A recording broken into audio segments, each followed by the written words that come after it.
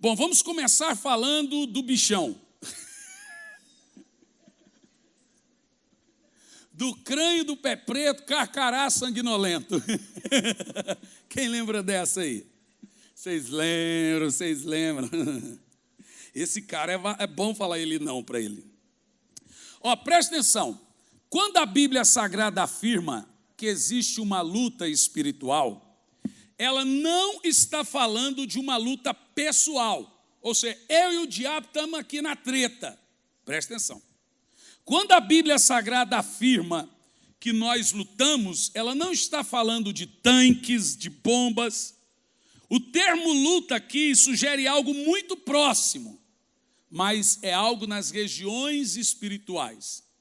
Por que eu não acredito que a gente tem que demonizar política dentro da igreja? Porque nossa luta não é contra carne e sangue, mas é contra principados e potestades e dominadores do mal nas regiões celestiais. Se Deus quiser tratar com esse mundo, ele vai piorar e vai ter que piorar. Não importa quem vai estar lá. Então escute bem, nessa luta nós devemos entender que os nossos inimigos são seres espirituais. Veja, nós vivemos no mundo físico, mas a Bíblia diz que ele está rodeado de testemunhas invisíveis.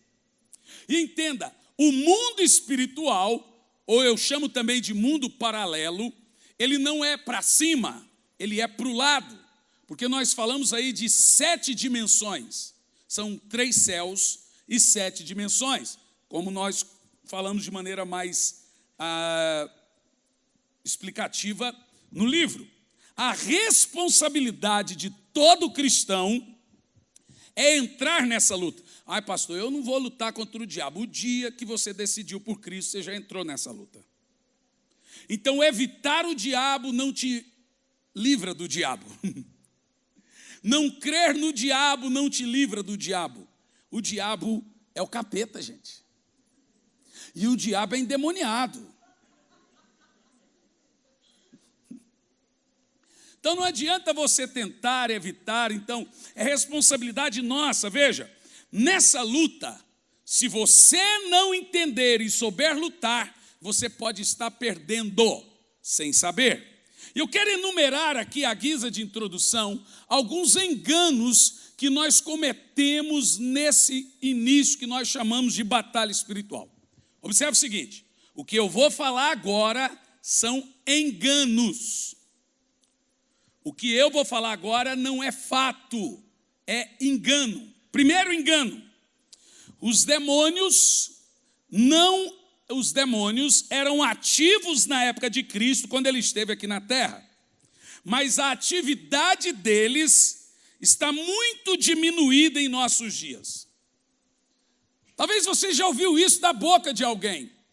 E normalmente as pessoas que não conseguem entender ou não têm conhecimento espiritual, elas entram numa espécie de teologia reduzicionista, diminuindo a importância do reino espiritual.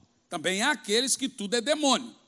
Também há aqueles que reduzem a importância do reino espiritual.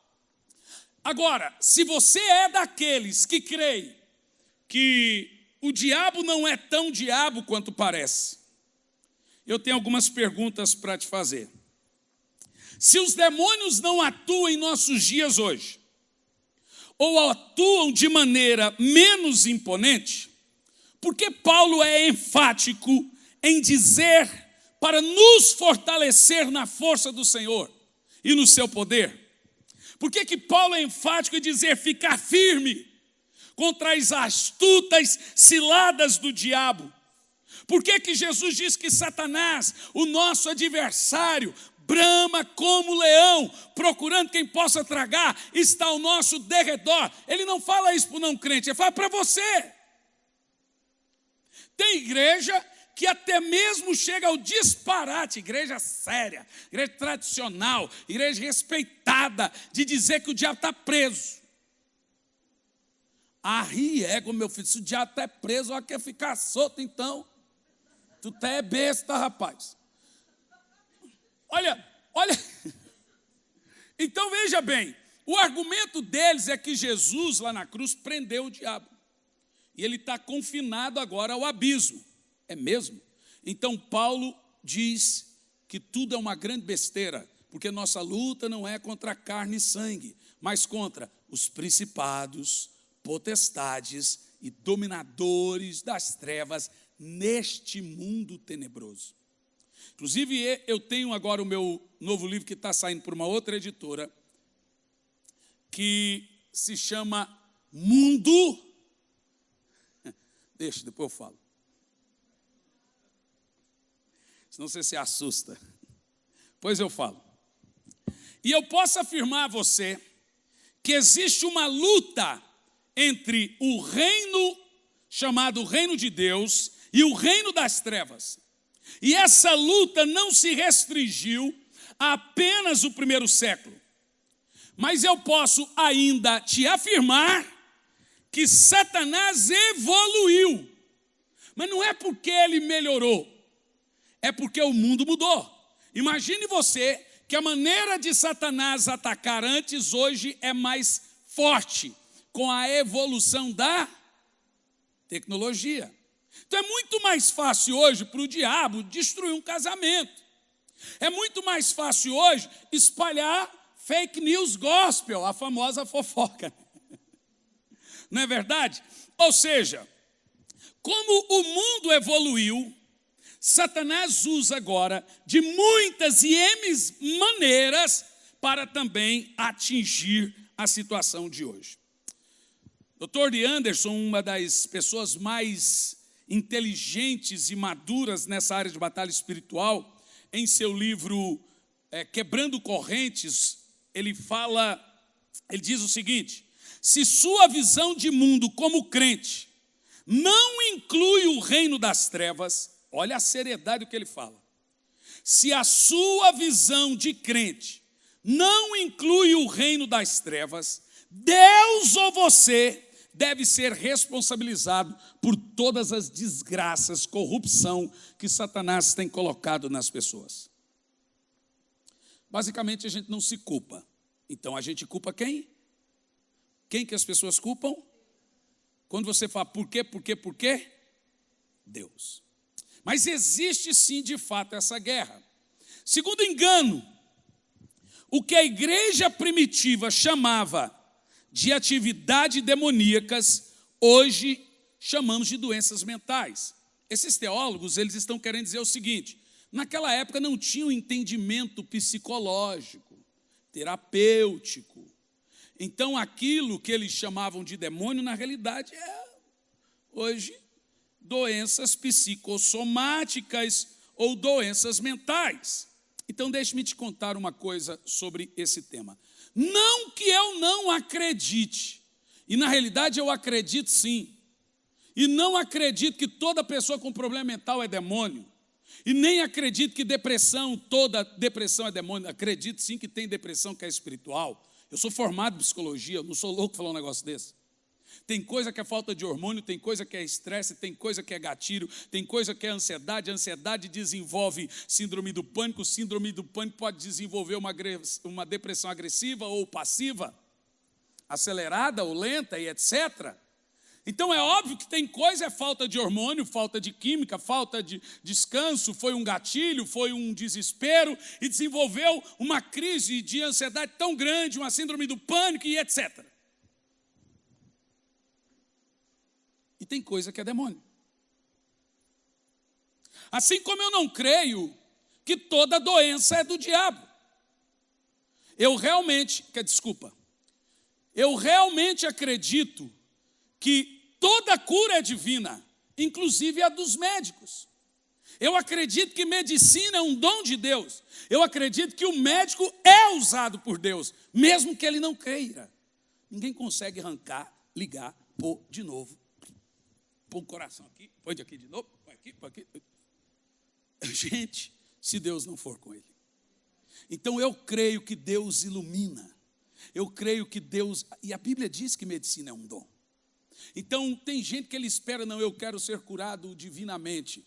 E ali Deus levanta um médico, você vai lá no hospital, também foi Deus que te curou. Então, é esse tipo de coisa que nós precisamos entender entre reino de trevas, reino de Deus, o que é batalha espiritual, o que não é, o que é demônio, o que é safadeza, o que é obra da carne, porque demônio a gente expulsa, a obra da carne a gente prega para que haja arrependimento. Então você vê na Bíblia demônios se incorporando, mas você vê também que quando Judas se incorporou, ele não fez, ele foi lá e traiu Jesus. Então nós temos que interpretar esses níveis. Por exemplo, essa questão técnica de engano hoje que existe. Será que isso é doença mental? Deixe-me te contar uma coisa. Alguns anos atrás, minha esposa, muitos anos atrás, tinha 2 meses de casado, 18 anos atrás. Minha esposa e eu fomos pregar na região de Florianópolis, ali na região grande de Florianópolis, uma cidade pequenininha chamada Forquilinhas. Eu estava naquela cidade pregando, terminou a primeira reunião, primeiro culto no caso, um irmão falou, pastor, o senhor poderia ir no hospital amanhã orar para minha esposa? Eu olhei para ele e disse, posso. Que hora, pastor? Faz o seguinte, você me pega 15 para meio-dia. E eu vou. Falou, por que 15? Porque aí você já paga o almoço. A experiência nos ensina muita coisa, irmão. Fechado, pastor. Aí, ele pegou o carro, nós fomos, almoçamos, e ele me levou numa casa enorme. Mas pensa numa casa linda.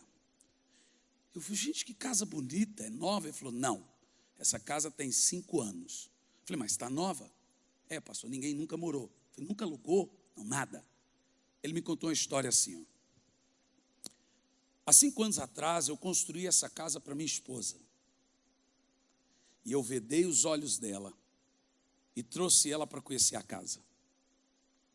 Quando eu tirei a venda dos olhos dela, ela caiu e teve um ataque epilético. A minha cabeça científica logo pensou, foi um gatilho, uma crise de ansiedade. É a primeira coisa que a gente pensa, claro. Porque epilepsia é assim. A pessoa vai lá, passa um nervosismo, ela pode ter uma gastrite, ela pode ser que tem gente que tem ali uma crise epilética por algum tipo de gatilho e depois ela passa a ter síndrome do pânico. Falei, foi um gatilho, é minha cabeça, né? Mas, preste atenção. Ele falou assim, pastor, só que ela não voltou. Não é epilepsia. Basicamente, o ataque epilético vai de 3 a 6 minutos no máximo. Não mais que isso. Senão ele frita o cérebro. E ela não voltou. Ela ficou naquela crise e agora agressiva. Ou seja, 3 dias depois veio o SAMU e levou ela com camisa de força. Aí ele fala e o olho dele enche de lágrima para o hospício. Falei, há quanto tempo? 5 anos. Falei, então não é um hospital? É, pastor, fiquei com medo que se eu falasse hospício, do senhor não ir. Saímos então e fomos no hospício. Quando eu cheguei naquele hospício, fomos esperar ela, claro, dopada, como a maioria, a mais ou menos 1 metro. Aquela mulher começou a gritar e chutar e quebrar as coisas. E aquilo foi tão assim constrangedor que ela ficou desesperada. Veio os enfermeiros, as pessoas falaram, senhor precisa sair. A sua presença tirou a paz das pessoas. Eu falei, o quê? Por favor, senhor, o senhor não pode ficar aqui. Porque ela gritava, ele, eu quero matar ele. Falei, tudo bem, eu vou sair, mas posso em 30 segundos fazer uma oração? Então faça rápido, senhor. Eu levantei a minha mão e disse, o Senhor te repreenda, Satanás. Ela caiu na hora. Depois de 10 minutos, ela recobrou a memória. Sabe o que ela falou? Cadê minha casa? 5 anos possessa. E tida como louca. Você entendeu isso? Veja o que eu estou te dizendo. Há sim doenças mentais. Né? eu não sei se você sabe, a bipolaridade é tratada como um nível de depressão, mas no seu nível mais profundo, ela deixa a pessoa psicótica. Ela ouve vozes, ela vê coisas, ela até se mata pensando que alguém está matando ela.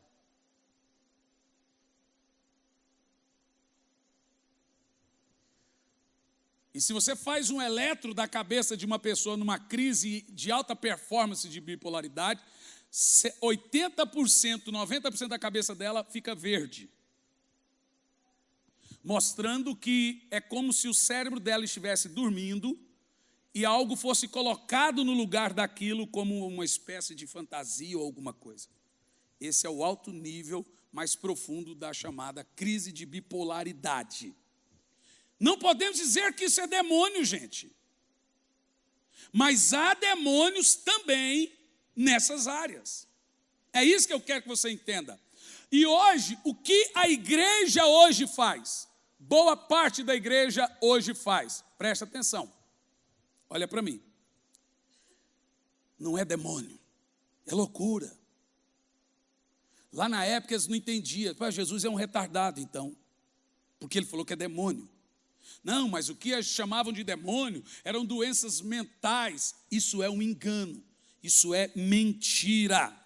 Terceiro engano que você precisa saber à guisa de introdução, no início da nossa batalha de 3 dias. Isso aqui é o choque de realidade que você esperava ouvir. Porque as perguntas mais frequentes que eu ouço nessa área, um crente fica endemoniado? Eu respondo, olha, não devia. Eu acho que tem demônio que é endemoniado de crente. Às vezes eu falo assim, espírito bom, sai desse corpo das trevas. Um dia, nós vamos fazer um culto de libertação. Aí chegar um camarada assim, com o olho fundo, olheiro, você pergunta, quem é você? É o Lúcio. Lúcio do quê? Fé. O que você quer, Lúcio? Eu quero me ver livre do Tonho. Que um dia o diabo vai fazer culto de libertação na igreja. Eu vou dizer uma coisa, tem crente que na igreja é um santo, em casa um satanás. Gente, eu vou te falar uma coisa. Esse negócio de crente é tão sério, escuta o que eu vou te dizer. A Bíblia manda você se aproximar dos pecadores e se afastar dos maus crentes. A Bíblia está dizendo que Deus prefere lidar com uma prostituta do que com um hipócrita. Entendeu o que eu disse? Paulo, sobre os fingidos, hipócritas e etc., ele diz, com esses nem comais. Então, crente deveria ficar ou ter problemas espirituais? Teologicamente, na nova aliança, não. Porque a nova aliança não comporta um crente endemoniado. Ou você tem o Espírito Santo, ou você tem o espírito do capeta. Ou seja, a teologia explicativa não comporta um crente capetado. Mas na prática, o que a gente vê é o Satanás sendo mais Satanás na vida dos Satanás gospel. Então eu recebo com frequência esse tipo de pergunta.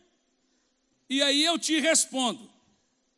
Que tipo de pensamento você tem quando você nitidamente vê que certas situações na sua vida não são normais? Tem crente aí que se montar uma fábrica de chapéu, nasce todo mundo sem cabeça. Tudo dá errado. Ele conta a história dele para o carroceiro e o cavalo que chora.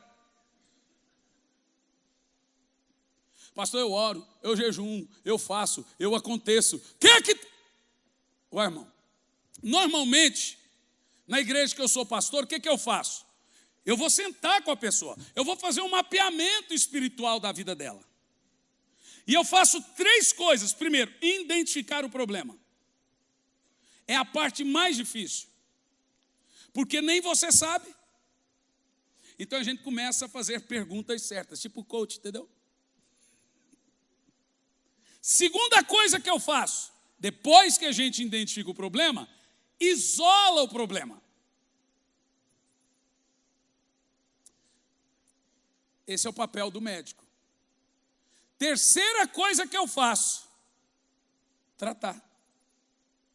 Mas para você entender o ministério de batalha espiritual, e eu chamo esse povo de libertadores, a coisa mais importante é um diagnóstico bom.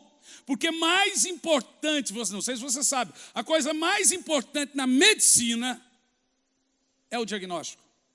Porque se você tratar uma doença de maneira errada, você acelera a morte. O diagnóstico é mais importante que o tratamento, gente. E no ministério espiritual, na batalha espiritual, o diagnóstico é a parte mais importante da igreja. Todo libertador, todo pregador, seja lá conselheiro, ele deve fazer essas três coisas: identificar o problema. Por que que essas coisas estão acontecendo com você?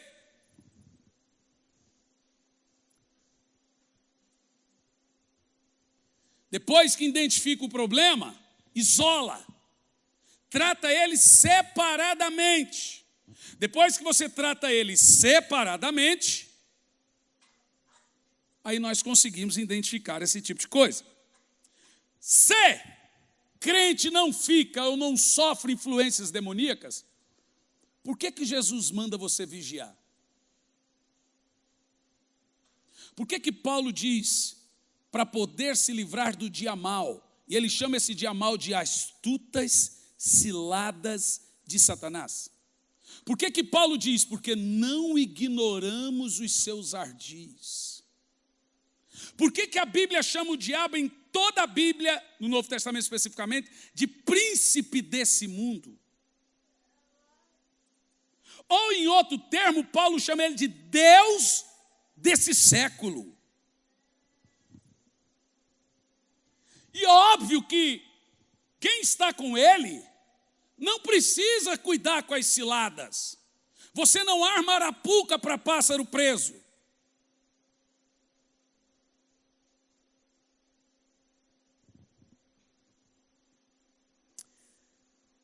Quarto engano: a influência demoníaca só se evidencia no comportamento violento e grosseiro. Então tem gente que pensa que demônio é só quando o bicho fala: qual é o seu nome? Qual é o seu nome?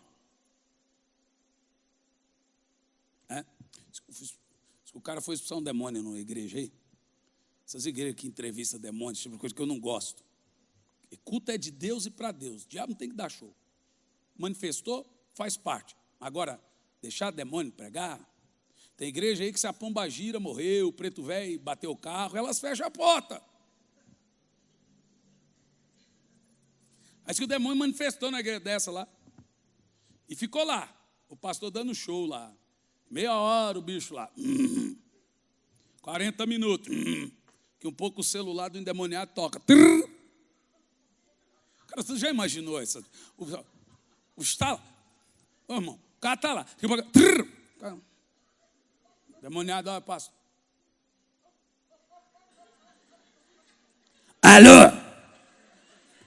Agora não posso.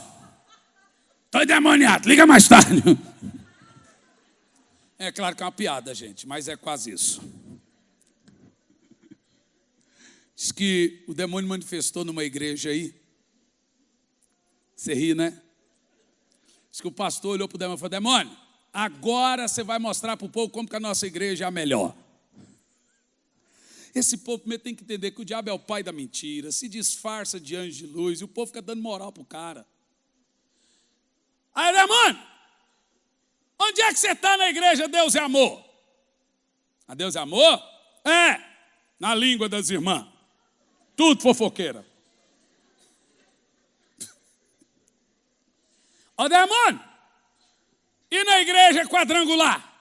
É, quadrangular? No bigode dos pastores, cavanhaque. Pastor lá tudo usa cavanhaque, bigode. Na Assembleia de Deus, demônio, na Assembleia? No rachado da saia das irmãs. Sério, demônio? Seríssimo. Demônio, e aqui? Aqui eu falo no microfone. Então, tecnicamente, gente, presta atenção. A minoria das atividades demoníacas são incorporáveis. A minoria. 2 para mais, 2 para menos, mais margem de erro de 5%, dá 9%. Presta atenção. A minoria dos demônios, dos piores, são incorporáveis. Jesus disse que os piores não saem quando você fala sai. Jesus disse que os piores, se não saem quando você fala sai, eles não estão na esfera do corpo. Eles estão na esfera da vida, ou nas finanças, ou na família, ou na sogra. Na sogra, quase certeza. Estou brincando, é brincadeira. Isso é brincadeira. Sogra não! Sogra não tem demônio. Então veja bem, esses demônios que se manifestam, escute bem, esses demônios que incorporam, que se manifestam, são os aviãozinhos, são os de menor, sabe? É os de menor que você põe para entregar. Eles são os que nos distraem, para você se ocupar tanto com esses aviãozinhos, enquanto os principados, potestades, dominadores, quebra tudo. E sabe o que as igrejas estão fazendo? Sem discernimento espiritual da esfera da sua cidade. Sabe o que você faz sem discernimento espiritual do que está acontecendo nas áreas especiais da sua vida? Você fica se apegando a essas coisas que vêm para nos distrair. Então escuta, os demônios não agem só em atividades violentas ou grosseiras. Na maioria das vezes, uma pessoa com o pior tipo de demônio é também o mais manso, o mais sutil, o mais inteligente, o mais manipulador, o mais enganador, o mais mentiroso. E ele não vai manifestar. O mais sedutor, Jezabel mesmo, é um que não incorpora. Você não expulsa Lúcifer. Quando armou uma rebelião, Deus não chamou ele para um bate-papo. Deus disse, não tem conversa com rebelde. Lúcifer, quando caiu, ele não caiu porque adulterou, matou, prostituiu, torceu para o Corinthians. Não vão ficar bravos comigo agora, que isso é brincadeira. Lúcifer, quando caiu, ele caiu porque foi orgulhoso. Veja você que o orgulho é o pai de todos os pecados. Você pode nunca ter adulterado, prostituído, etc. Só o fato de você ter um orgulho, um ego desse tamanho, já mostra que você pode estar vítima de uma atividade demoníaca, de um encantamento, porque orgulho é encantamento. A Bíblia diz que é uma espécie de feitiçaria. Bom, dito isso, você queria que eu chegasse nesse ponto. O que é interessante, a gente tem tantos livros, e eu vendo os livros, os irmãos chegam no outro dia, eu falo, irmão, eu sou capaz de apostar na cena, que o primeiro livro que você vai ler é o de Lúcifer. O povo gosta de uma coisa mística que eu não vou te dizer. E eles ficam assim doidos. Inclusive esse livro aqui, Anjo Caído, ele é proibido para menores de 15 anos. O livro Mundo Sombrio é um livro dessa grossura, é proibido para menores de 17 anos. Aí você fala, mas tem um monte de filme de terror, mas é ficção. Aquilo não é ficção. Aquilo é realidade. O que tem nesse livro é coisas. Foram 12 dias intensivos no mergulho no hebraico, no aramaico, linguístico, em historiadores, em tudo que é tipo de historiador, para poder escrever o livro. Ou seja, o que você vai ouvir agora sobre Eiléu, vulgo conhecido como Lúcifer, esse era o nome dele, Eiléu, a única fonte que nós tivemos foi a Bíblia. E por que você tem que conhecer? Porque entenda uma coisa, diga-se de passagem. Ixi, agora eu falei igual o corintiano, né, o Neto, né? Então diga-se. A maior e melhor estratégia de guerra é conhecer todos os detalhes do seu inimigo. A Bíblia manda você conhecer seu inimigo. Ok? E ela está recheada de portas e informações para saber suas estratégias, quem é ele, o que ele fez, quem ele era. E o que é importante do que você vai ouvir agora serve também de exemplo. Começamos em Ezequiel 28, no versículo 12.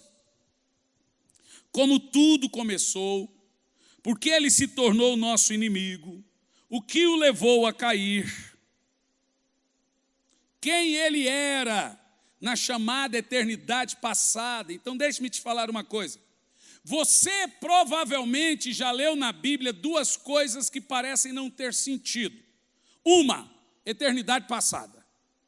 Outra, eternidade futura. Você fala, como assim? Olha, se é eternidade, eternidade. Mas não funciona assim, eu vou te explicar por quê. A eternidade é o ponteiro do relógio. Daí, não é tempo. 0 é igual a 12. Começa e termina.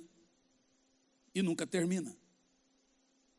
Então, a eternidade, ela não é contada. Por isso que é chamada de dispensação. Então, não é tempo, é período. Por exemplo, quantos períodos tem o dia? 2, viu? Nós contamos as horas dos períodos. A eternidade é só período. Vou te explicar por que existe eternidade passada e eternidade futura. E nós chamamos isso na teologia de tempo cronos e tempo kairos.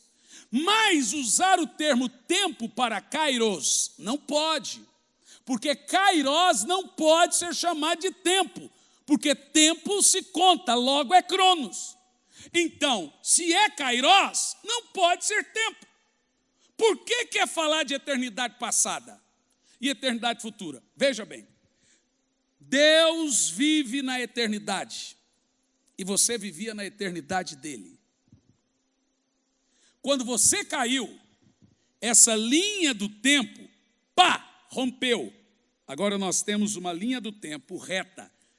Aí temos a linha do tempo chamada de cronos. Aí eu te pergunto, aonde Deus está? Porque lá na frente, Jesus está lá na frente, no outra ponta da linha do tempo. E agora você vai entender o que é eternidade futura, ou vida eterna. O Pai está lá atrás, na outra ponta da linha do tempo. Deus não caiu. Então ele continua na passada. Jesus veio para fazer o que? Ele dá vida eterna. O que Jesus vai fazer quando colocar todos os inimigos debaixo de seus pés? Ele vai pegar a linha do tempo da eternidade futura com a linha do tempo da eternidade passada e não haverá mais morte. Isso é vida eterna. O pecado quebrou o tempo. O homem passou a morrer se comer do fruto. é certo que morrerás. Pá, quebrou o tempo. Então agora o Senhor vem e diz, olha, a idade do homem vai ser de 120 anos. Viu você que começou a contar o tempo. E isso não é de Deus. Você fala, mas então onde é que Deus está? Na eternidade. Por isso que um dia para Deus é como 1000 anos como um dia. Jesus, no tempo de Deus, está voltando um dia depois da morte da cruz. Ou seja, não está demorando. Por isso que provação é um negócio que dói para você. E para Deus não faz cócega. Porque no tempo de Deus, a sua aprovação está durando alguns segundos. É igual o castigo do filho, vai ficar aí 5 minutos. Imagina 5 minutos na eternidade. É igual o tempo no espaço. Você já leu isso? Já viu isso? Velocidade da luz, anos-luz, não é a mesma coisa. Por exemplo, eu não sou gordinho, eu estou no planeta errado. Porque se eu estivesse em Marte, eu pesaria 12 quilos.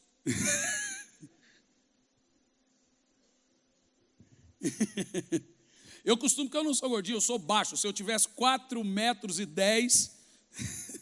estaria no peso ideal. Então veja, nós temos duas coisas nessa ideia aqui, preste atenção.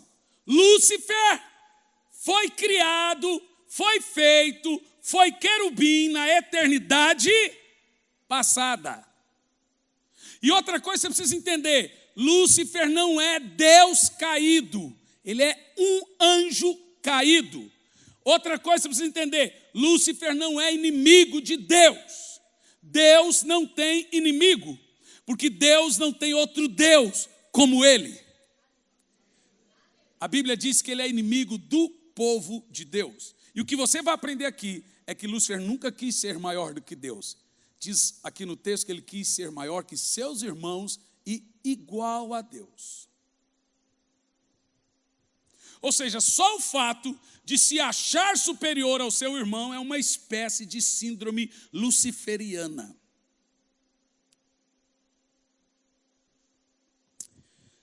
Ezequiel 28 e 12, nós vamos ver isso em tela, alguma coisa? Tem?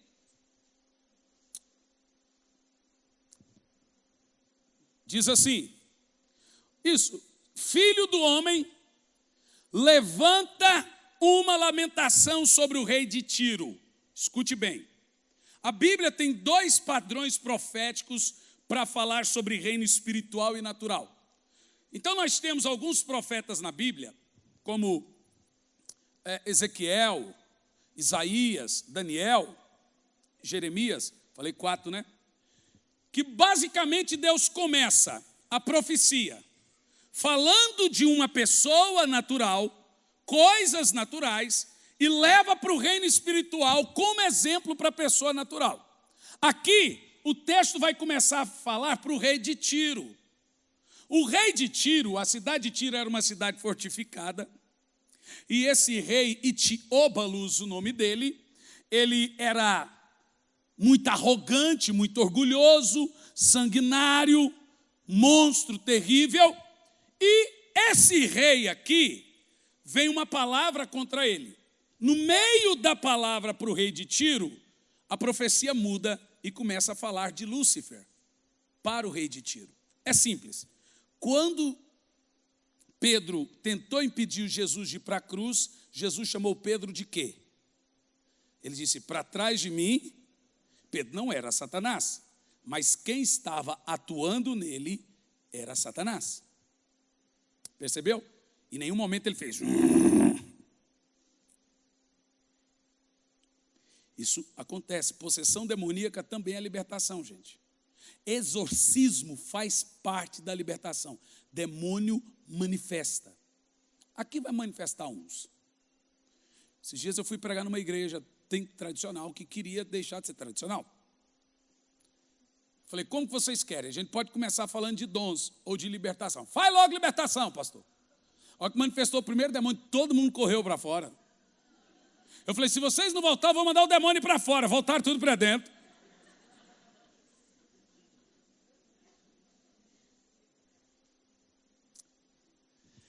Então preste atenção. Começa a profecia. filho do homem, levanta uma lamentação sobre o rei de Tiro e diz: assim diz o Senhor Deus, tu eras o selo da perfeição, cheio de sabedoria e formosura. Está falando para o rei Teóbalos. Continua.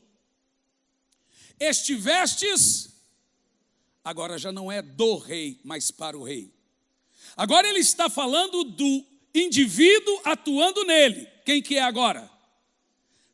O rei Teóbalos esteve no Éden? Quem esteve no Éden? Lúcifer. Agora vai ser o bicho. Estivestes no Éden, jardim de Deus, cobria-te de toda pedra preciosa. Esse é antes dele cair, gente. É isso que é importante entender. A coralina, o topázio, o onix, a crisolita, o berilo, jaspe, safira, granada, esmeralda e ouro. Presta atenção, Lúcifer tinha 10 pedras no seu peitoral e são as mesmas 10 pedras que tinha no peitoral de Arão. Então nós começamos a estudar e você começa a entender que ele era sacerdote de Deus em uma função. Então vai lá. Em ti se fazia os teus tambores e pífaros. Ele então era o quê? Uma espécie de músico. Ele era regente? Bom, não diz isso. O que você entende é que música saía do seu próprio corpo. Isso é possível? Bom, os querubins e serafins que estão diante do próprio Deus têm essa função. Eles têm olhos por dentro e por fora e sai música de dentro do corpo na adoração. Que coisa linda! E olha aqui, ó. Em ti, nele, tinha sons, tinha instrumentos no próprio corpo.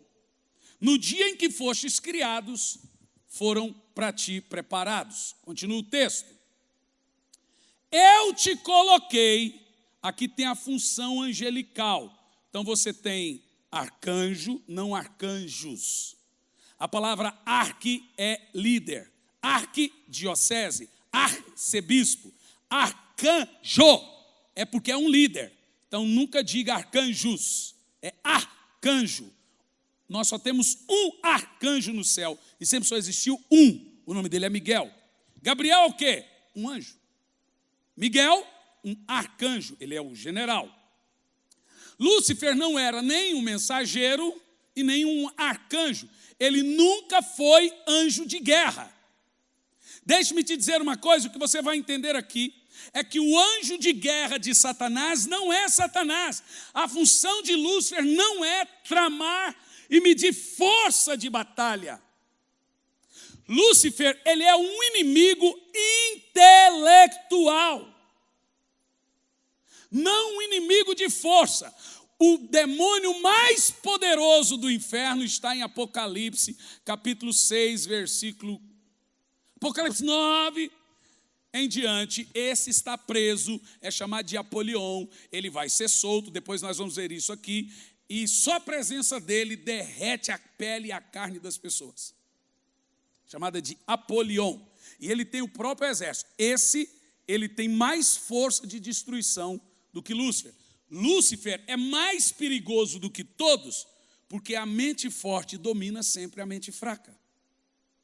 Bom, como eu gosto muito de filmes de heróis e quadrinhos, eu sou DC Comics disparado, e quem for Marvel vai ter briga aqui agora.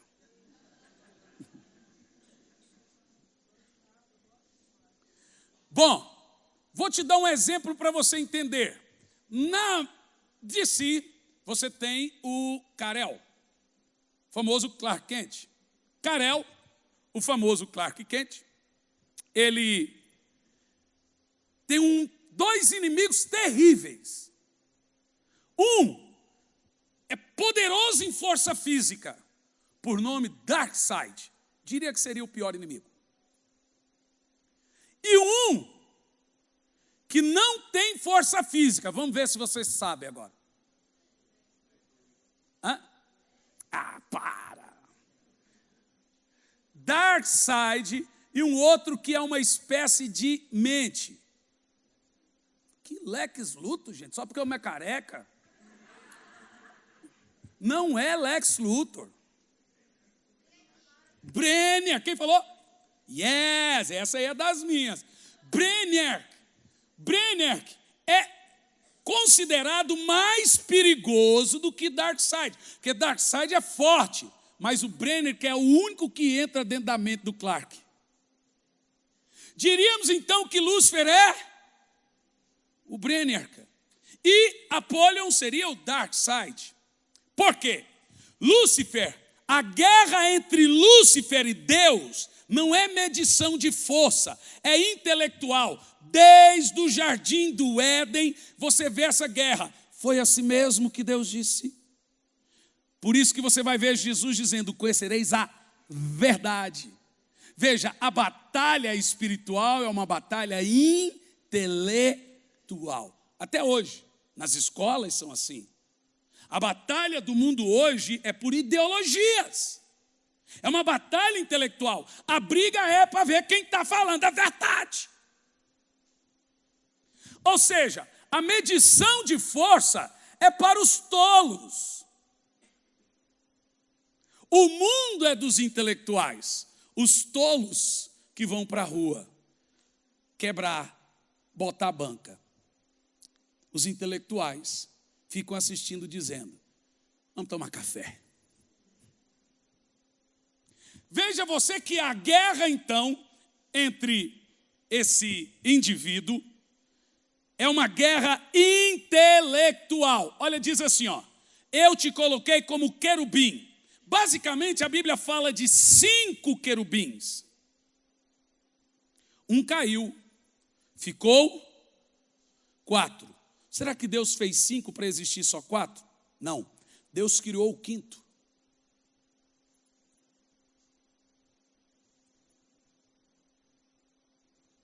Deus criou outro 5º. E aí começa a guerra e a raiva. Mas isso é assunto para depois. Vamos continuar o texto. Olha lá. Eu te coloquei como querubim da guarda. Onde é que Lúcifer vivia? Estiveste sobre o monte santo de Deus, sacerdote, né? E andastes no meio do fogo, das pedras afogueadas. Onde é que ficava esse lugar em que Lúcifer trabalhava? Esse bicho era o mais, nem era bicho, a Bíblia diz que ele era o mais bonito do céu. A Bíblia sugere que ele era o sinete da perfeição. Eu acho que Lúcifer cantava na frente do espelho: quão grande és tu. E continua o texto, vai lá. Perfeito eras nos teus caminhos. Gente, Deus não criou Satanás. Lúcifer criou Satanás.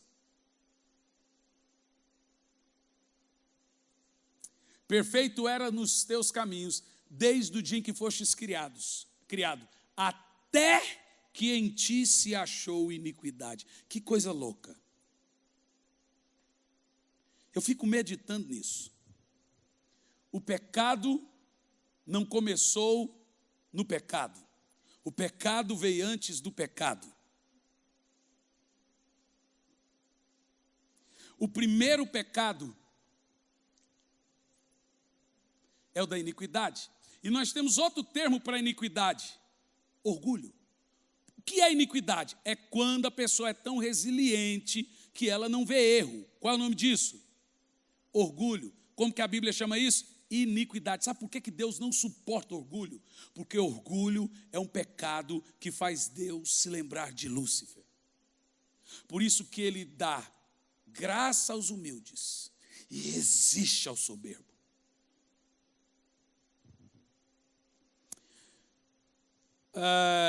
Uma coisa interessante para você entender aqui é o termo estivestes no Éden. E agora, como um ensinador, eu quero bugar a sua cabecinha. A ideia é, de propósito, dar tilt, instigar, deixar você uns 2 minutos pifiando. Cara, pensa comigo. Lúcifer caiu antes ou depois de Adão? Responda. Quem acha que é antes, levanta a mão. Quem acha que é depois, levanta a mão. Quem não levanta a mão, levanta a mão. Bom, mas olha que coisa interessante. Pensa comigo, vamos dar um tilt agora. Se Lúcifer caiu antes de Adão, que Éden é esse?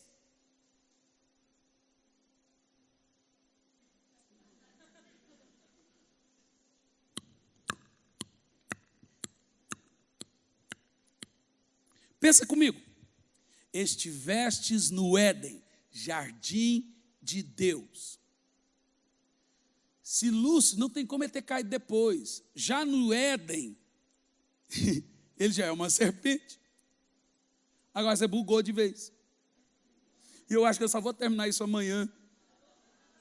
É só uma maneira de forçar você vir amanhã, entendeu? Tática. Amanhã eu mostro o DNA.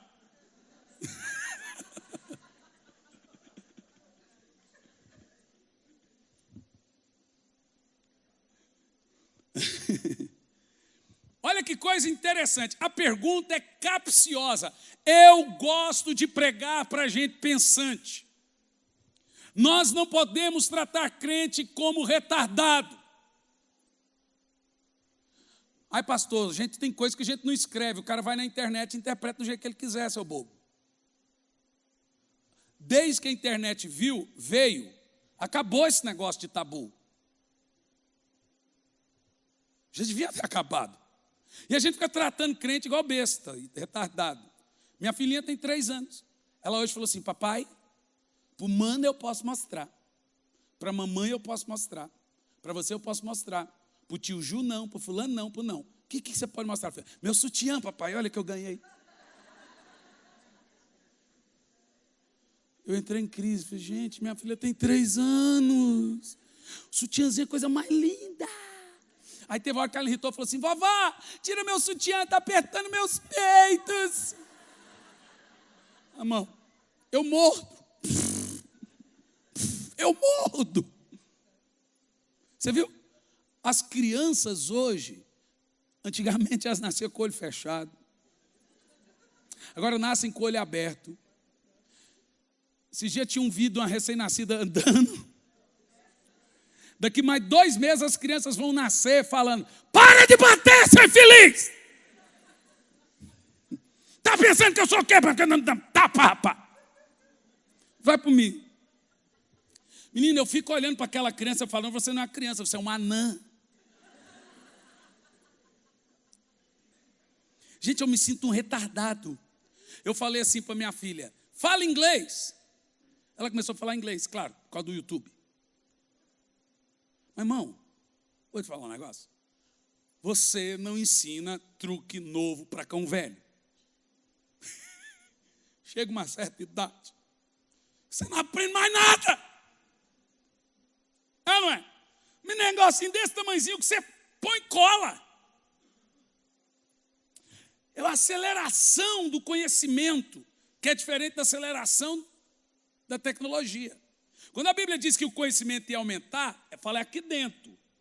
Ciência é uma coisa, conhecimento é aqui. As pessoas estão mais capciosas, maliciosas e inteligentes. Então, não trate mais pessoas, especificamente na igreja, como remove a minha pedra, Senhor, e o cestinho de Moisés.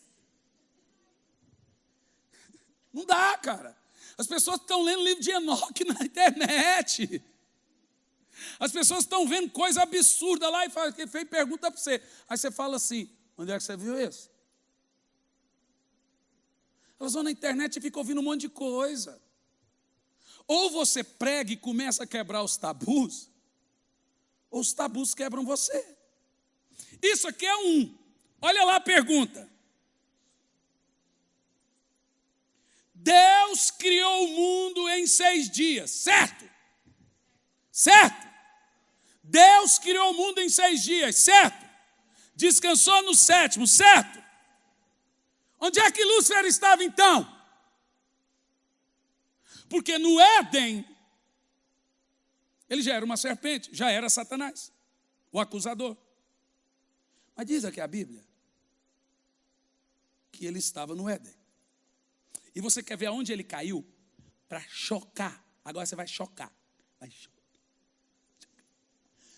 Isaías capítulo 12, versículo 14. Aonde Lúcifer foi jogado. Isso antes dos 6 dias.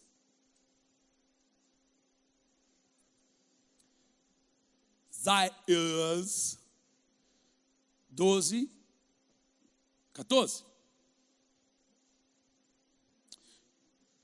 Imagine, agora Isaías fala. Imagine o seguinte. Lúcifer tramou e foi arremessado. Isaías 12, 14.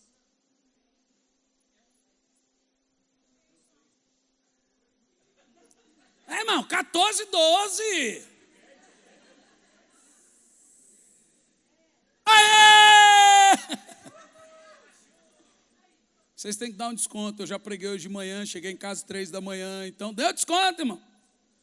Olha lá. Como caístes do céu, ó estrela da manhã, filha da alva. Lê você agora. Nessa parte eu já li. Você deve estar brincando comigo. Vamos lá, vai lá. Como caístes do céu, ó estrela da manhã, filha da alva.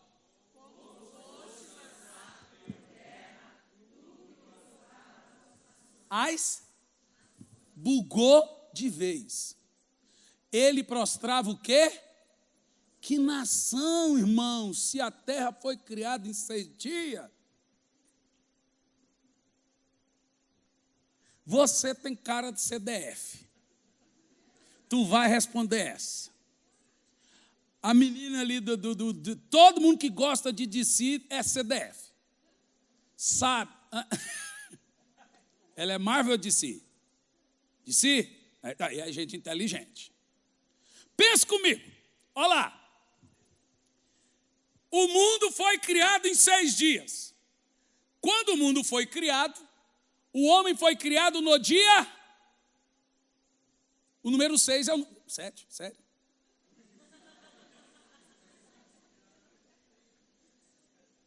Qual é o número do homem? Ficou fácil, não? Agora, você vê que coisa interessante? Gênesis, no primeiro dia da criação, o que Deus fez primeiro? O que Deus fez primeiro? Gênesis 1. Mas nos 6 dias, qual foi a primeira coisa que ele fez? A luz. Não foi? Sério. Mas só no quarto que ele faz o sol. E agora?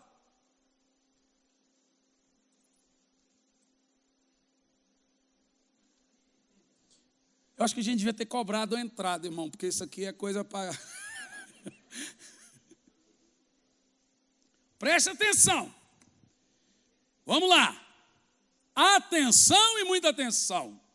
Porque se você perder só um pouquinho, você perde tudo. Não precisa voltar mais, não adianta. Não entende mais nada. Lúcifer foi Lúcifer na eternidade passada.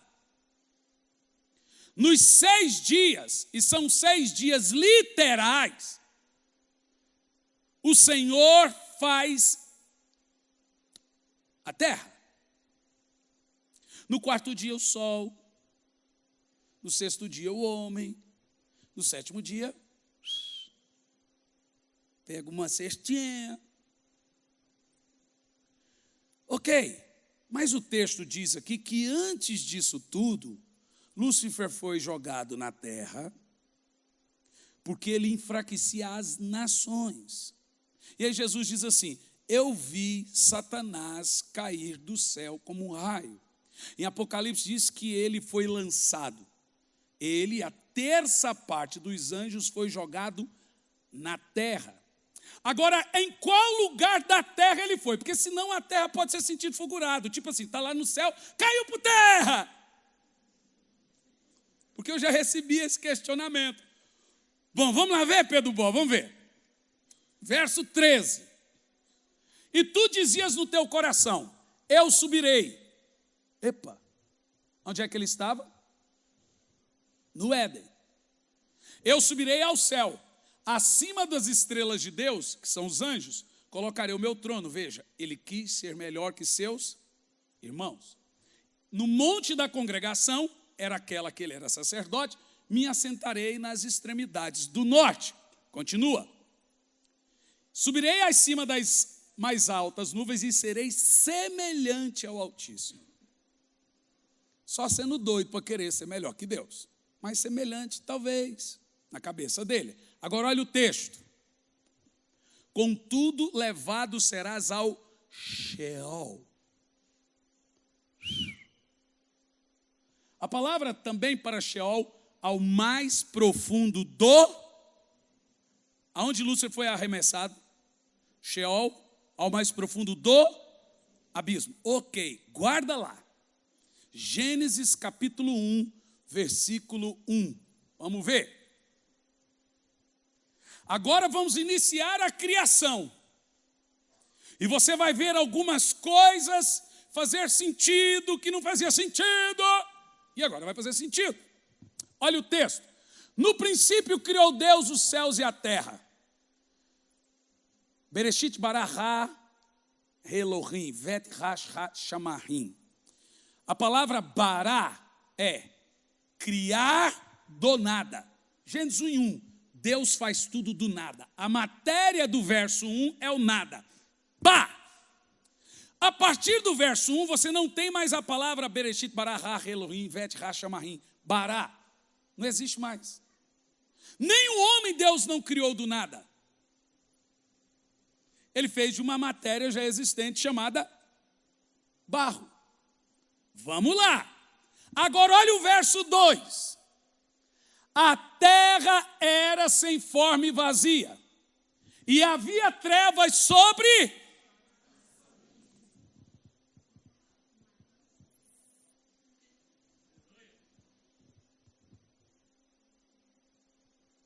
Lembra que quando Jesus chegou em Gadara, os demônios olharam para Jesus e disseram: não nos mande para o...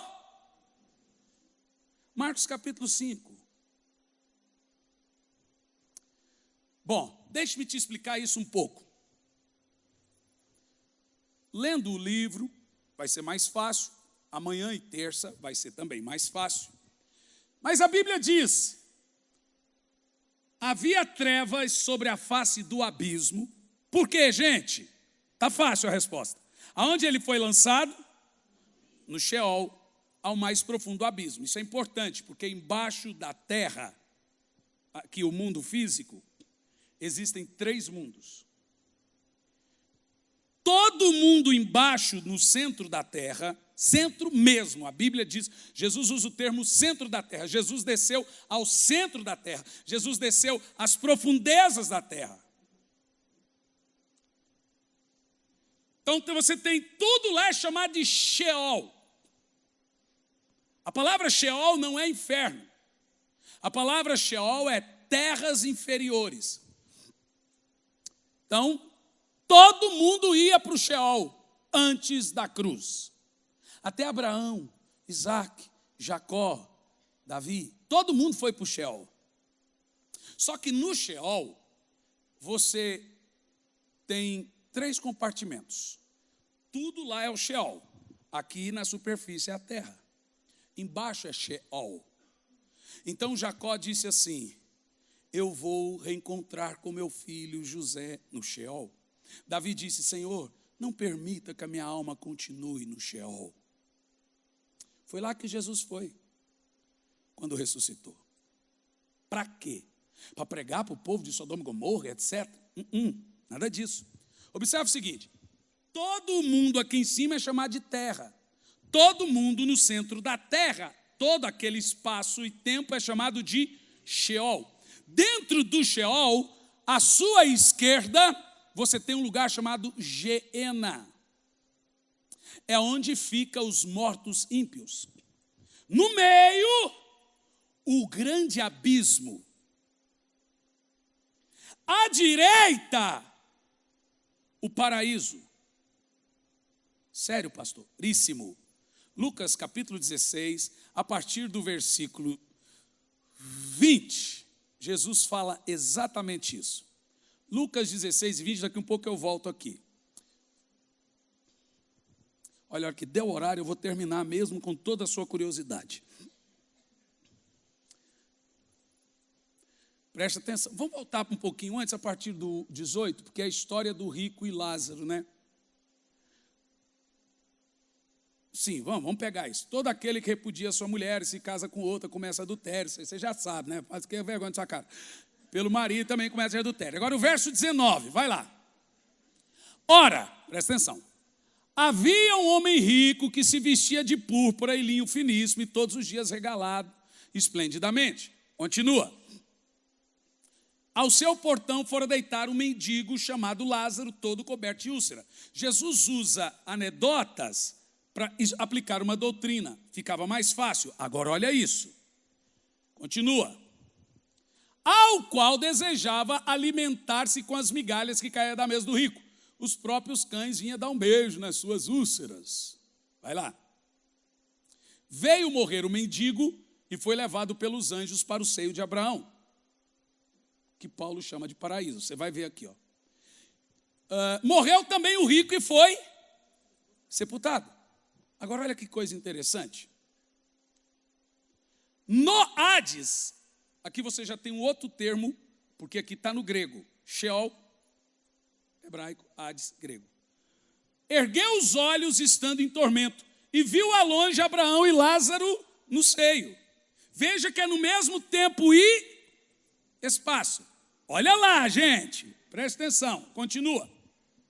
E clamando disse, Pai Abraão, tem misericórdia de mim, envia Lázaro que molhe na água a ponta do dedo e me refresque a língua, porque eu estou atormentado nessa chama. O rico está no Geena, o Lázaro está no paraíso, à direita, separado, vamos ver, continua. Disse, porém, Abraão, filho, lembra que em vida recebesse os bens, Lázaro os males, porém ele está consolado e você atormentado, no mesmo tempo e espaço. Pode ir lá. Além disso, está entre nós e vós posto um grande abismo, de sorte que os que querem passar daqui para lá não podem, nem os de lá passar para cá. É aqui que está o X da Bíblia. Pessoal, como é que você encontra essas coisas na Bíblia? Do jeito que você deveria encontrar, apenas lendo. Bíblia não foi feita para ser lida, Bíblia foi feita para ser estudada, cavar.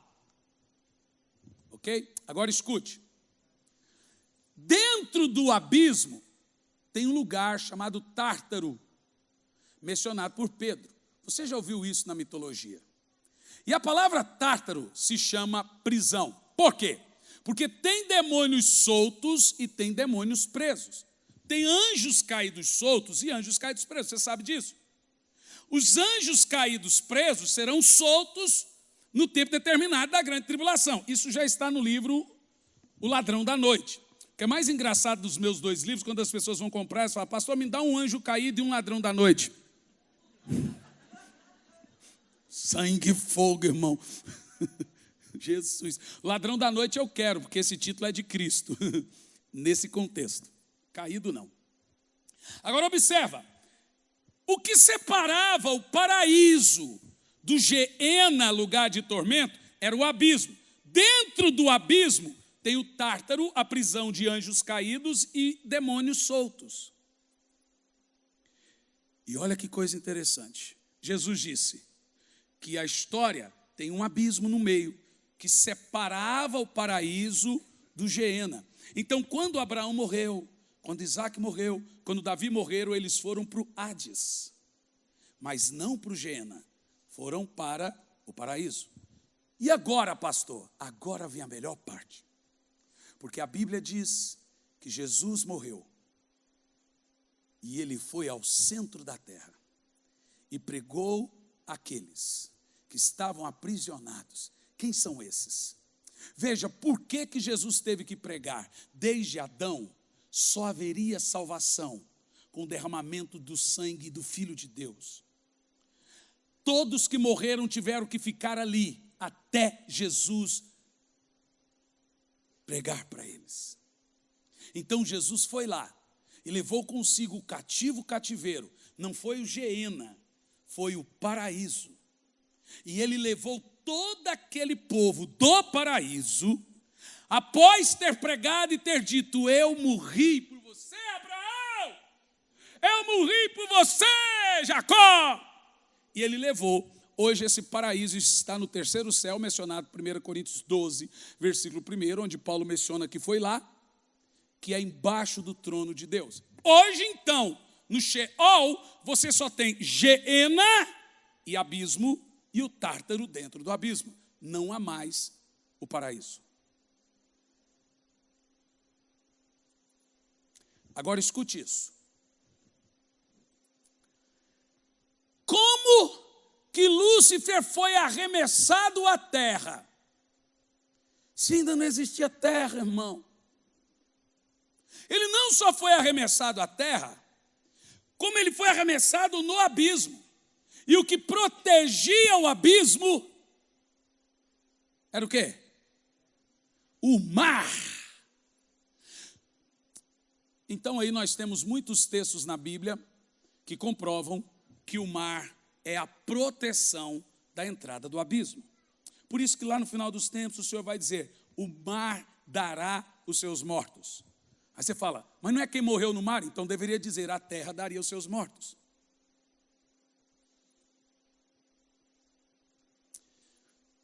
Você já ouviu falar de magma? O que é magma? Você já ouviu falar que a terra inteira é cercada por um grande rio de fogo, que a ciência chama de magma, e existe um portal que ela chama... Você sabia que o Triângulo das Bermudas que tem no Atlântico é o mesmo que tem do outro lado, ao mesmo extremo, o mesmo portal, é como se fosse uma espécie de portal. Quem já viu isso? Então você deveria ver. Vai lá e você vai estudar isso hoje. Discovery Channel, History Channel, está lá. Então você tem no lugar da terra, desse lado da terra, uma espécie de portal. Não sabe o que é? Barcos somem, não sei o que some, tudo, avião, pá. Do outro lado, no outro oceano, o mesmo, na mesma alinhado, é onde todo magma se concentra. E esse magma que está no núcleo, que aí é chamado de centro da terra, é onde Jesus diz que lá o bicho não morre. É onde Jesus diz que lá o bicho, o verme é gigante. Foi lá que ele foi, no centro da terra. Esse lugar é as terras ou lugares inferiores mencionado na Bíblia Sagrada. O que traz proteção a esse abismo é o mar. Por isso que lá no final dos tempos, você vai ler no meu livro O Ladrão da Noite, a Bíblia diz que na restauração o mar já não existe. Porque o que Deus fez? Deus confinou os demônios às profundezas do abismo, protegido pelas águas. Voltando ao texto de Gênesis agora, para você entender isso de uma maneira muito, mas muito explicativa e poderosa.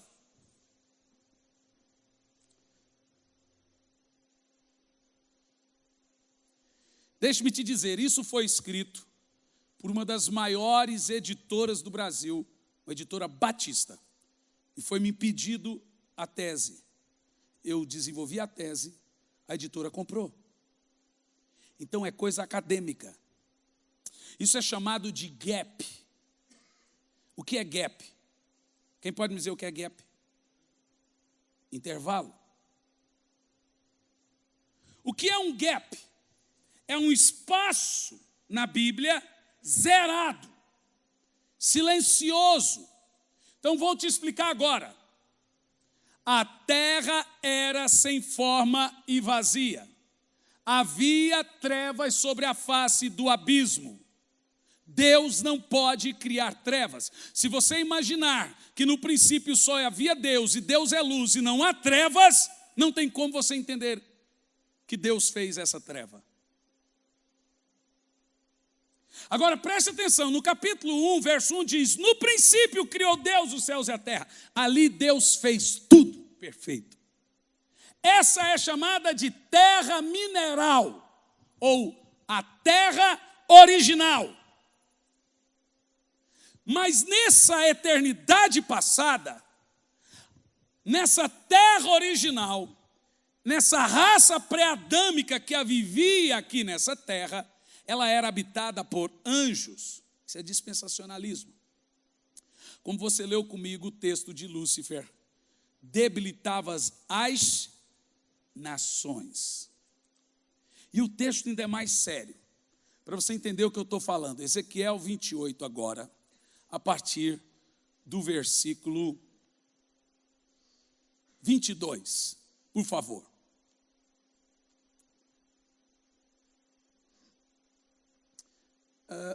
Pode pôr no versículo 16, para ficar bem claro.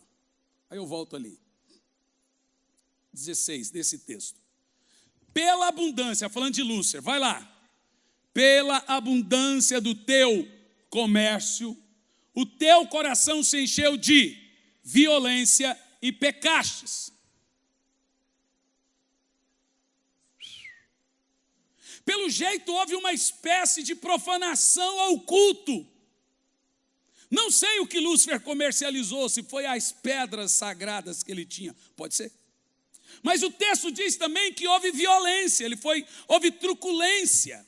E o texto diz assim, pelo que te lancei fora do manto de Deus. Será que é um homem? Não. Ó querubim da guarda, te expulsei do meio das pedras afogueadas.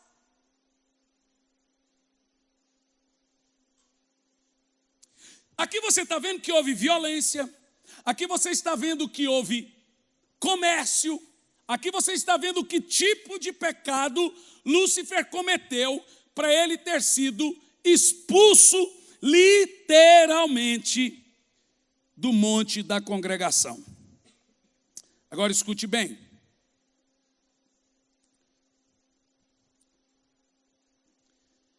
Quando Lúcifer caiu nessa primeira terra, nesse gap, voltando ao texto de Gênesis 1, agora verso 2, porque toda a teologia, a maioria dos teólogos pode assim dizer, crê. Tem uma ala que crê que Deus fez tudo nos 6 dias, até os anjos.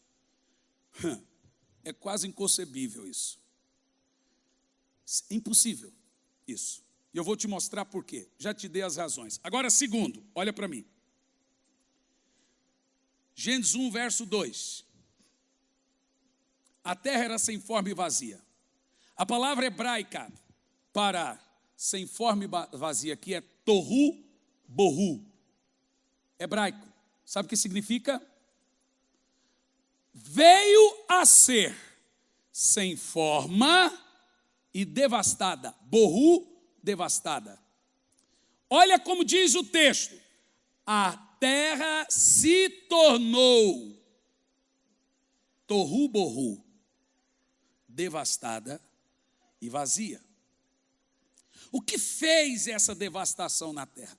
E a Bíblia vai dizer, e ela diz, que Deus não criou a terra vazia, que Deus a criou habitada. Veja Isaías 45, versículo 18. Imagine você que Deus fez tudo perfeito em Gênesis 1, versículo 1. Tudo estava lindo. E toda a terra era chamada de Éden. Assim como na época de Adão. Lugar de delícia.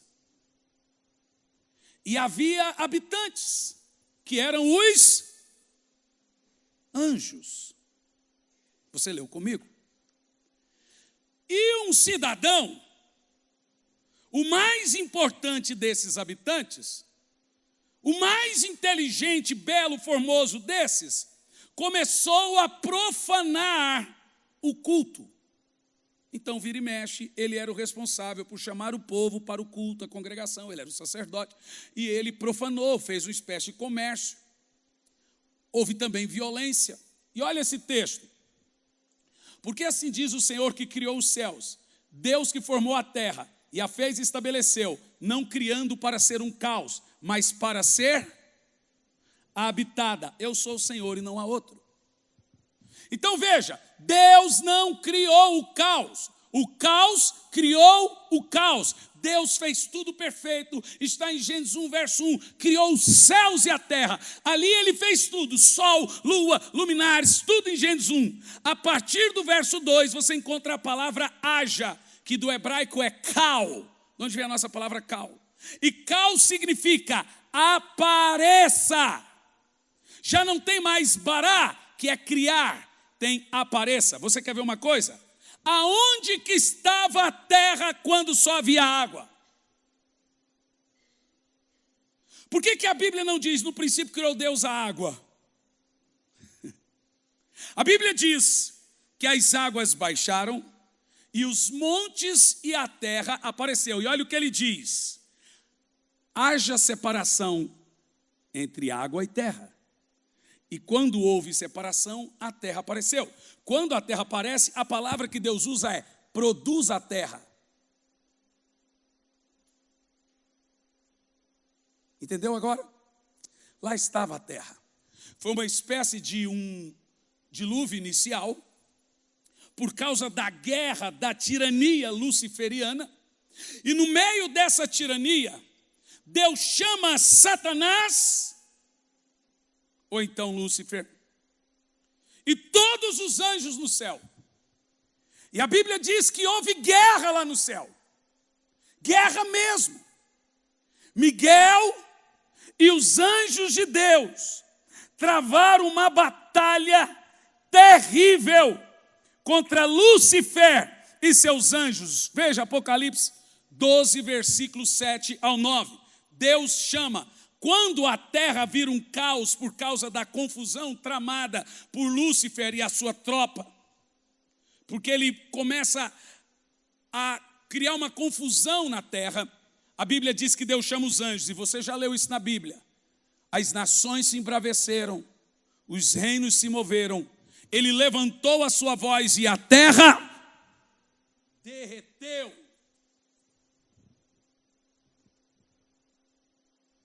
Então agora o que você tem?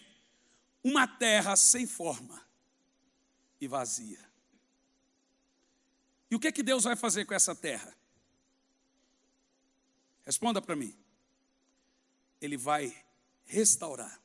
Nos 6 dias, quando você pega detalhado, você vê que muita coisa ele cria nos 6 dias.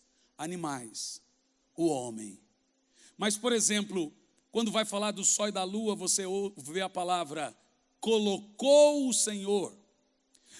O que acontece é que o Senhor diz, apareça. Havia trevas e aquilo cobriu as estrelas, cobriu a lua, cobriu o sol. Mas o Espírito do Senhor pairava sobre as águas. Então, quando o Senhor vem, ele começa a ceivar a terra. Então, a teologia ensina que temos aí um espaço de Gênesis 1, verso 1, a Gênesis 1, verso 2, de zilhões de anos, não sabemos quanto, em que a terra ficou num processo de purificação, águas, e os demônios confinados ao abismo. Agora, olha, eu falo, eu arrepio inteiro, gente. Escute isso. Quando o Senhor vem nos 6 dias da restauração, quando o Senhor vem nos 6 dias da restauração, você começa a ler que a terra começa a se embelezar, a ser restaurada.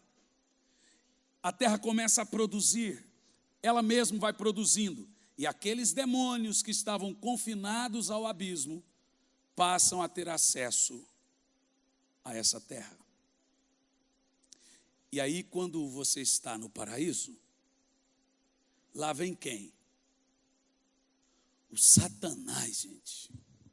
O Satanás agora já não é Lúcifer. Ele que estava confinado ao abismo é Satanás. E a Bíblia diz, a antiga serpente, inimiga do povo de Deus. Põe o texto de Apocalipse para mim, que eu vou terminar e vou continuar isso amanhã. Apocalipse 12, versos 7 e 9. Para você entender a guerra que houve entre Miguel, porque o inimigo mortal de Lúcifer é Miguel. E o inimigo mortal de Miguel é Lúcifer. Toda a Bíblia você vai ver que Miguel está brigando com Lúcifer, Lúcifer está brigando com Miguel, Miguel com Lúcifer. Então, vamos lá, irmão. Então houve guerra no céu. Miguel e os seus anjos batalharam contra o dragão. E o dragão e os seus anjos batalharam. Gente, coisa feia. E olha o que acontece. Continua. Mas não prevaleceram, nem mais o seu lugar se achou no céu. Continua agora o verso 9. E foi precipitado o grande dragão, a antiga serpente, que se chama Diabo e Satanás. Agora não veja que não é que luta com todo mundo. Veja a guerra intelectual que engana todo mundo. Foi precipitado na terra e os seus anjos com ele. Você viu aqui? Tudo que eu estou lhe falando, examinado por teólogos, em termos acadêmicos, Bíblia atrás de Bíblia, nada temos contra a verdade. É o mistério que você esperava. Aí eu tenho perguntas. Foi os dinossauros? Eu não posso te dizer que é. Eu só posso falar o que é Bíblia. Hipoteticamente, você pode conjecturar. Mas aí você vê lá os fósseis, porque aí você pega o carbono 14, ele vai dizer que a Terra tem quantos bilhões de anos. Mas você vai na Bíblia, a idade do homem é de 6 milhões. Aí alguns dizem que não, a Terra tem 6 milhões. Mas o carbono 14, os fósseis e etc., nas cavernas mostra bilhões de anos. Por quê? A restauração da Terra é de 6 milhões de anos. A Terra original que foi derretida é de bilhões, zilhões talvez. E o que aconteceu? Lúcifer foi precipitado, a estrela. Foi lançado à terra. Jesus disse, eu vi Satanás cair do céu como uma bomba. Aí você pode fazer algumas conjecturas. Eu, como pastor, pregador, não falo nada que não está na Bíblia. Mas lá depois ali a gente troca umas ideias e é outra coisa, tá bom? Mas biblicamente falando, Lúcifer foi arremessado nesse lugar, na terra, e a terra era deles. Por isso que você vai ver Lúcifer pegando Jesus, levando na ponta do pináculo e dizendo, está vendo tudo isso? Eu te darei se prostrado me adorais, porque tudo isso é meu. E eu dou a quem eu quiser. Aí você vai ver lá no Apocalipse, depois do retorno de Cristo, dizendo assim, os reinos do mundo vieram a ser do seu Cristo. Porque ele coloca todos os seus inimigos como estrado de seus pés. E você sabe quem é que faz isso? A igreja. Concluindo aqui o tempo, para você entender sobre essa batalha, quando Lúcifer cai, ele deixa de ser Lúcifer, anjo portador de luz, ele passa a ser Satanás. E você viu comigo que a terça parte dos anjos caiu com ele. Vamos colocar um número alto, para a gente só ter uma ideia de quantos anjos caíram. Imagine você que a Terra tem 8 milhões de habitantes.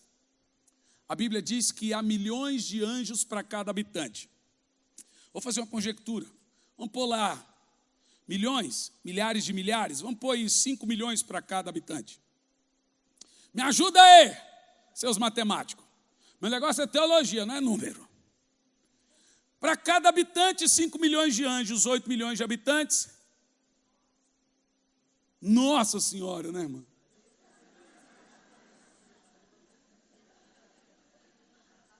Sai sem querer, né? Ó, escuta. Né? A gente fala, eu falo também, nossa, minha mãe. Ó, vamos imaginar que existia no céu 3 trilhões de anjos. Caiu a terça parte. Quantos demônios existem? Bastante eu também sei, irmão. Que resposta é essa que vocês me dão? Bastante minha menininha fala. O que você precisa entender é que tem demônio para burro. Mas para cada demônio,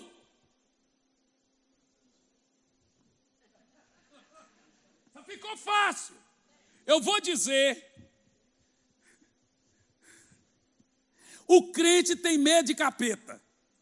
Eu fico doido quando vejo crente com medo de capeta. Caiu a terça parte. Quantos anjos tem para cada demônio? 2. Nós ainda somos a maioria. Por isso que Jesus disse, maior é o que está conosco do que o que está no mundo.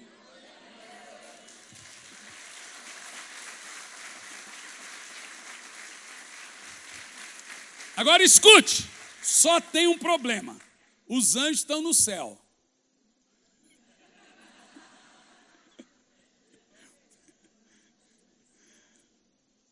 Os demônios na terra, gente. Agora você entende o que é guerra? Agora você entende o que é igreja? Porque o diabo é poderoso. Ele é o príncipe do mundo, Deus do século, Senhor dos reinos. Aí Jesus vem e disse, levantarei a minha igreja, e as portas do abismo, as portas do Sheol, não pode contra. Veja, o diabo é mais poderoso que a ONU, o diabo é mais poderoso do que a Alemanha, o diabo é mais poderoso que os Estados Unidos, mas o diabo perde para a igreja, cara.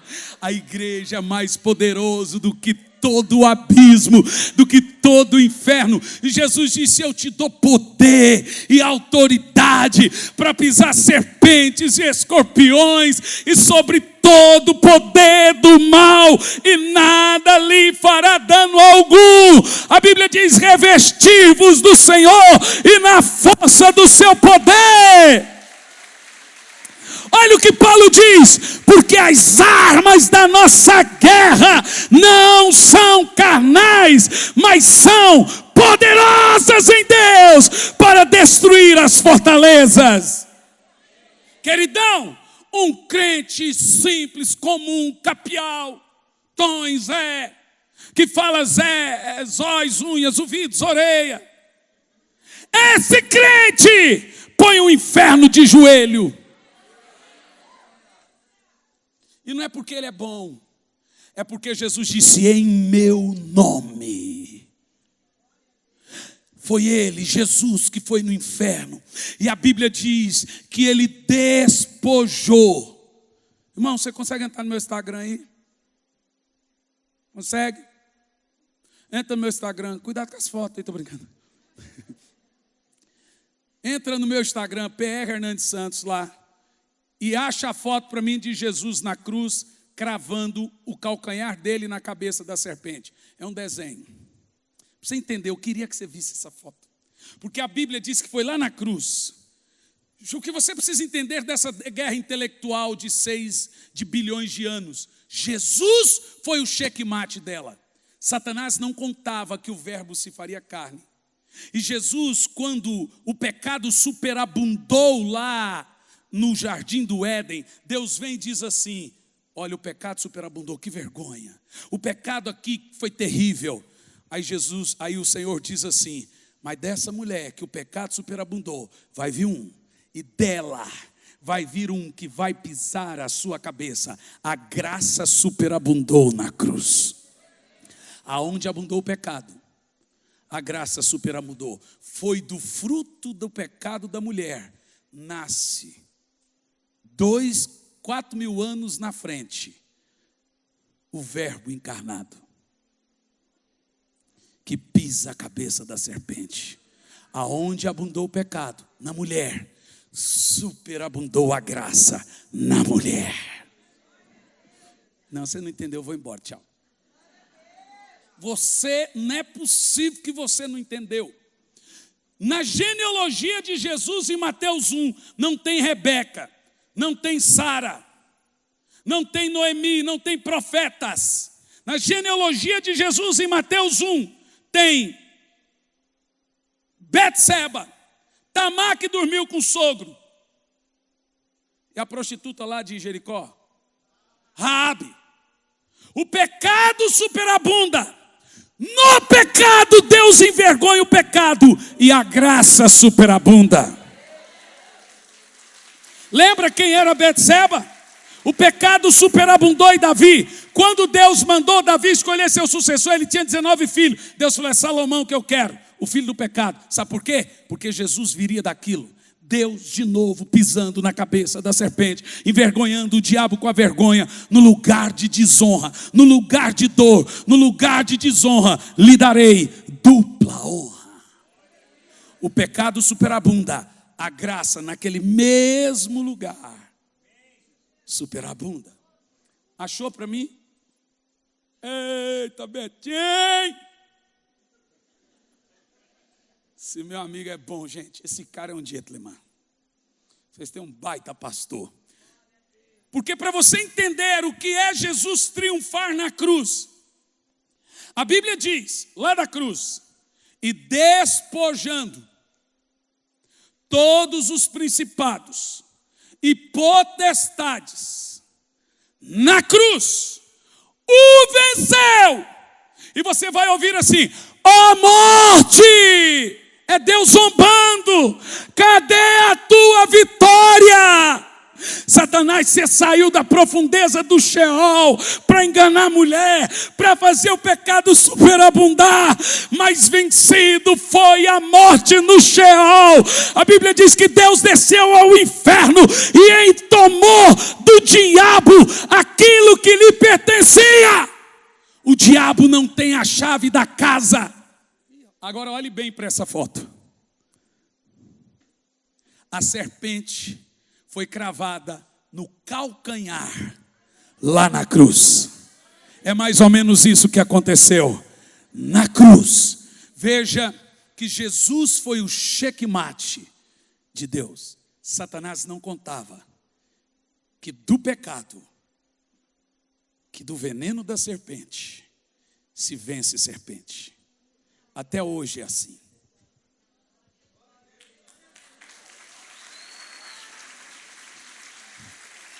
Fique em pé no seu lugar. Olha, vai no meu Instagram, me segue, depois vai no YouTube, assina o meu canal, dá um like. E rouba essa foto para você. Aleluia. Agora olhe bem para mim.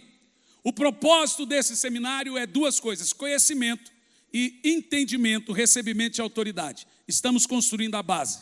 Ao final, você vai aprender a falar com o reino espiritual. Ele é real. Você vai aprender a conversar com o reino invisível. Isso é guerra. E eu posso, você deve e você tem autoridade. Bom, pastor, eu tenho algumas dúvidas sobre o gap. Escrito é mais fácil, está tudo no livro. Feche seus olhos.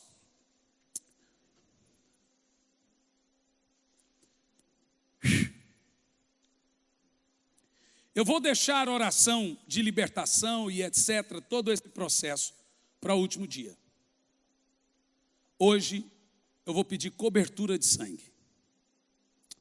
Quando eu estava escrevendo o livro, foi uma guerra muito grande. As 3 editoras do livro, corretoras do livro, passaram mal. Foi 8 meses, gente. Eu vou te antecipar o que eu vou falar no último dia. Nessa guerra espiritual, Deus nos deu 2 armas. São espirituais. Quando a Bíblia diz as nossas armas são espirituais, são essas 2. Uma é de defesa, outra é de ataque. A Bíblia fala das 2 e como se usa. Uma é o sangue, a outra é o nome. Com o sangue de Jesus, você se defende. Com o nome de Jesus, você ataca.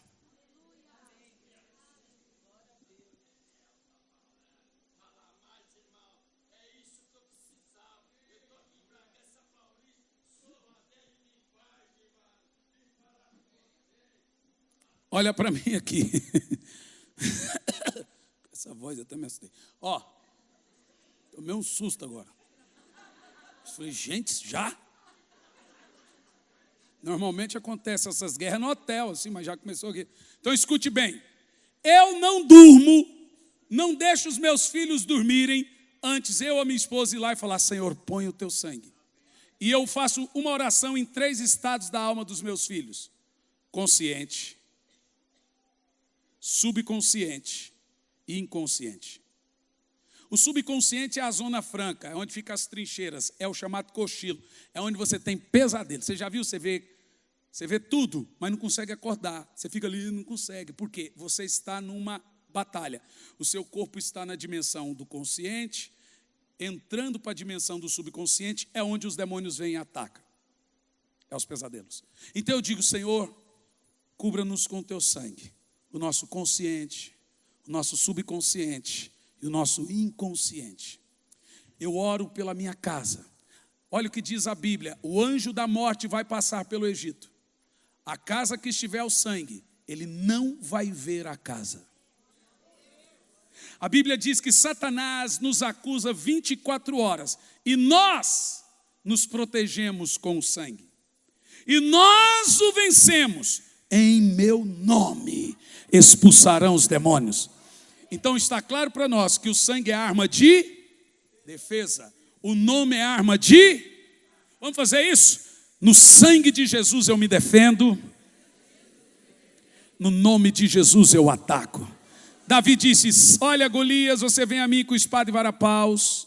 Você pode vir com macumba, boacumba, feitiçaria, olho gordo, olho magro, mas eu vou contra ti em nome de Jesus. Se eu expulsar um demônio, ele não sair, não é demônio. A última vez, o cara entrou na igreja, começou a cuspir, chutou uma criança, fez não sei o quê, fingindo que é demônio. Eu tirei o cinto. Safadeza é assim que a gente tira.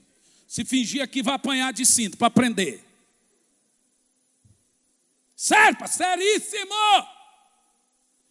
Na igreja tinha uma que o demônio manifestava. Os irmãos, eu só saio com o pastor Hernani. E quando eu chegava, eu caía assim, saía assim, mas saía para frente. Minha esposa falou: eu expulso esse demônio. Baldão de água gelada, irmão. Mas saiu na hora. Gente, nem precisou usar o nome. Então deixa eu te falar um negócio. De todas as coisas que você já aprendeu, essa será a mais prática e também a mais profunda.